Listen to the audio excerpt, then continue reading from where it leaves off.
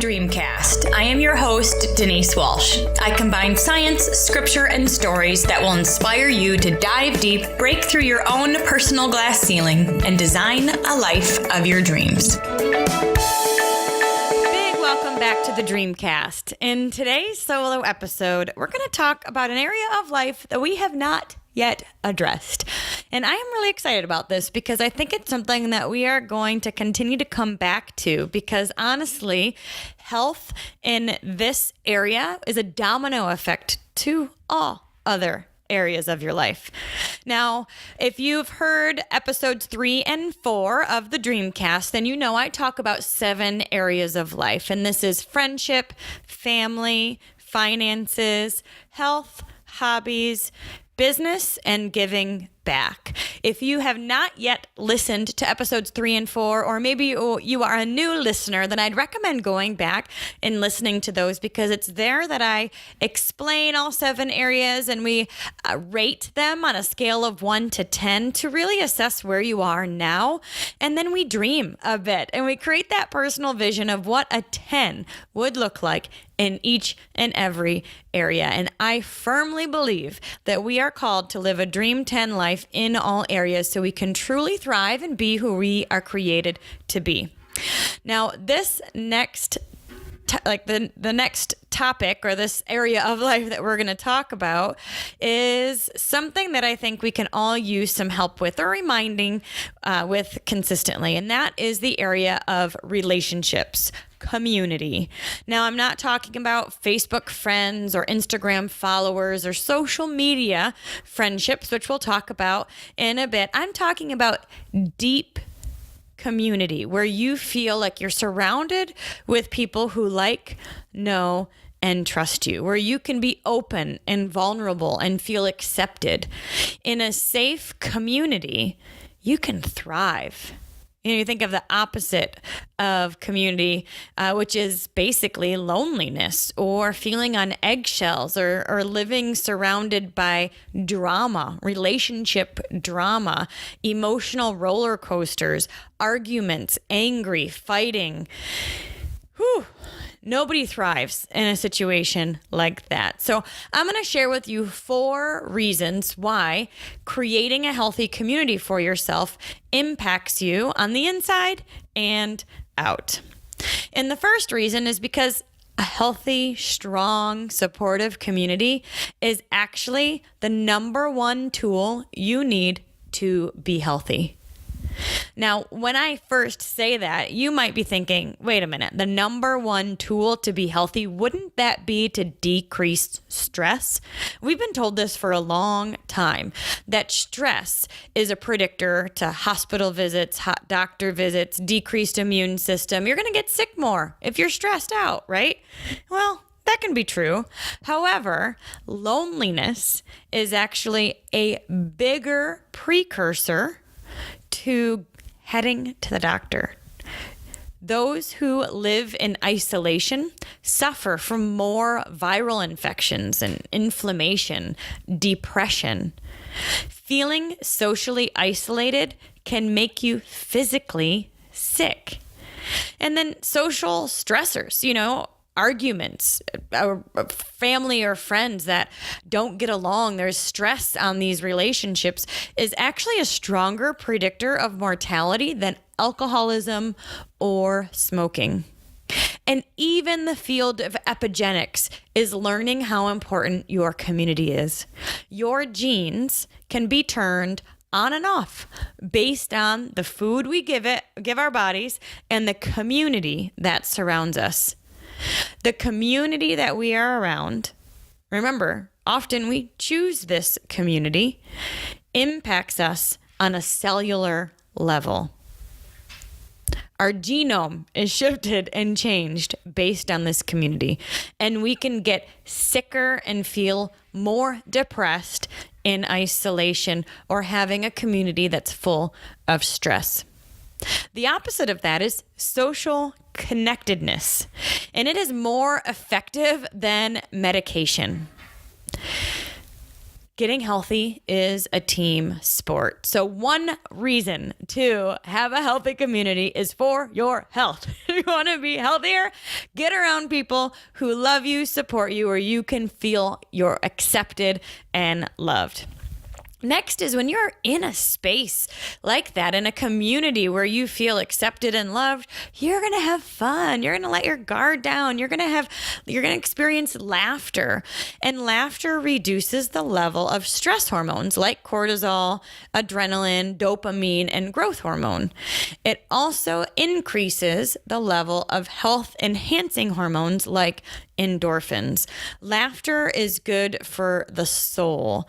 And when you're around other people who are laughing, that is contagious, don't you think? When you're doing adventures together, shared adventures, you come home even more connected. Another reason why a healthy, strong community is important is for increased accountability. We do more, be more, serve more, love more when we are inspired by others and feel like we are making a difference. We want to add value to others just as much as we want others to add value to us. And when we're a part of a community that misses us when we're gone and we feel like we're adding value to them, we feel this sense of purpose. We want to mean something to someone. And when you're surrounded by a group who there's your sense of purpose and mission in life is increased. Now, accountability also means we push ourselves a little more. We feel like we need to show up a little bit differently because others are watching. And I remember when I was at the gym one time and I was running on the treadmill, a personal trainer was standing right next to me. Now, he didn't say anything. He didn't say good job. He didn't say run faster. He didn't say you can do more than this. He didn't say, increase your incline or stop being sluggish or anything. He just stood there. But by him standing there, I pushed myself more than I ever would. I ran farther just because he was there. Another accountability group that I'm in is my mastermind group. We meet every other week. We talk about our goals, our dreams, what progress we're making. We share our fears, our vulnerabilities, and the connectedness within this group is by far better than than a lot of other relationships I have because they know some of my deepest fears and they accept me anyway. Now, we talked about a healthy community, increasing your health, being a place where you can let loose, have fun, experience laughter, having increased accountability and be more than you normally would. But let's face it, it also can help us be happier. Now, social isolation and just feeling lonely can increase depression because, again, you feel lonely and sad and like you're not a part of anything. And when I was working at Community Mental Health, I worked with a lot of clients who were on disability and unable to work because of their depression. Now, I'm not saying this as a blanket statement for everybody on disability or even everybody who's experiencing depression, because I know that it's a real heaviness that happens. But I often would think for some of these clients, you would feel less depressed if you were working and surrounded by people and had a sense of purpose. As they say, you become like the people you hang around. So I want you to think about who are the 5 people you hang around most. Not your children. They're not included in this list. Who are 5 people that you call when you're having a bad day? Who are 5 people that you ask for help if you need it? Or they call you when they're having a bad day. They trust you with their emotions and with their feelings. Who are 5 people that you can just let loose with, have fun, enjoy life, and create memories together?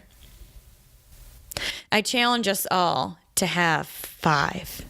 To have just 5. Doesn't have to be a million, but to have 5 people that you're connected to on this level. Now, before I end, I want to address those who've been hurt by relationships. In the mental health clinic I worked at, and even in our business now, we've often said this business would be easy if it weren't for people. And when we retire, we're going to work in greenhouses and only work with plants because, people can also be difficult and tricky and emotional. And our feelings can be hurt when we're vulnerable.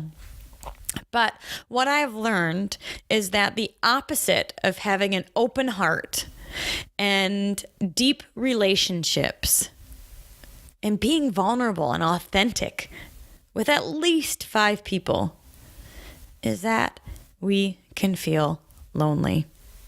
You think of the heart closed off. You think of somebody who's a bit stoic and maybe a bit angry. They don't have deep relationships because they've been hurt before. Now lots of healing needs to happen, and that's a whole nother episode, and forgiveness and boundary set, and lots of things can happen in order to experience healthy relationships. But I can tell you from experience that vulnerability and deep connectedness is more important to me. It's worth the risk of being hurt, in my opinion. Loneliness is worse. So for those of you that have a good, solid group surrounding you, how often are you hanging out with them? And a few tips for deepening the relationship would really just be to ask questions. People love to talk about themselves, and they'll feel more connected to you when they start sharing their story with you. So ask questions. How are you doing? How is that for you? How is this experience? How is your family? How is your marriage? How are your kids? Ask questions and really give them space to answer. Another thought is to love on them. Texts, saying thank you, showing gratitude to the relationship. How often do we actually hear that from one another? Spreading that love increases that connectedness as well. Another couple things to think about is scheduling time to connect. I'm a time person. Now, I don't need presents. I'm not necessarily a gift person. Certainly, I like words of affirmation, but I'm a quality time person. I love shared adventures. I love laughing and creating memories, taking pictures, and then talking about it and reminiscing about it later. When was the last time that you and your friend group, or maybe you and your husband, scheduled time to just have fun and do something new? Getting those things on the calendar is really, really important for this aspect of life and creating a community of deeper connection. So in light of this, I have created a few ways for us as a Dreamcast community to be a bit more connected. I know that the listeners of the Dreamcast are people who are dreamers. You are excited about personal growth. You want life to be a 10 in all areas for yourself, and you love encouraging other people as well. So I created the Dreamcast Facebook group. This is a free community for those who are interested to just plug in. I'll post episodes in there. I'm going to post in there when I have any new products or connection points, or even ask for your feedback. I know that a lot of you have been coming to me with feedback. You've been leaving reviews, which I seriously so appreciate, because, you always want to know what people are hearing and connecting with. But I know that you guys would also love each other. So go to the Dreamcast Facebook group. It's free. Join it. I'll accept you, and we can just start communicating, connecting, and building deeper relationships with each other there. And then lastly, something I'm working on, this is kind of an insider scoop. It should be launched in the next few weeks. It's called the Dream Tank. And this is something I'm super excited about. It is a online live masterclass called the Dream Tank. We are going to fill up your dream tank together. And what this is a way for us to meet. It is online, but it's live. So you'll have direct access to me and other Dreamcast and fellow listeners. And I'm going to share teaching moments. I'm going to go through the Dream Life material with you and offer exercises and transformational experiences for you to do right then, right there. Whether it's a guided meditation or it's a exercise that I then can split you into groups and you work through with one or two other people, you're going to have a chance to experience transformation right there in the Dream Tank. And that's coming soon as well. And I'll first be launching that to all Dreamcast listeners. So join the Facebook group if you want to be one of the first ones to learn about that as well. So again, for those that are interested in building stronger community, take a look at who you're hanging around with now. Are they the type of people that you want to be? And if not, make a change. It's A-OK. And then if you do have people surrounding you that you love, like, know, trust, and you feel like you're connected with a community that you really want to get deeper in, I suggest just planting your roots. Ask questions, send love, schedule time to have shared adventures. And I can tell you, when you do this, you're going to have so much fun. You're going to laugh a ton. You're going to have increased community, and you're going to create a space for yourself where you can thrive. Plant your flag, right? Grow and blossom in this space. And I can tell you that community is a place where you can truly become all that you were created to be. Thanks so much for hanging out with me today. And remember to dream big. Thank you so much for listening today. Head over to denisewalsh.com. Enter your email to subscribe to our list, and I'll be sending out an early bird special coupon. 50% off, in fact, of the Dream Life Workbook when it is launched in just a few months. So if you want to have first dibs, let's get your name on that list. Thanks again. I so appreciate you, and remember to dream big.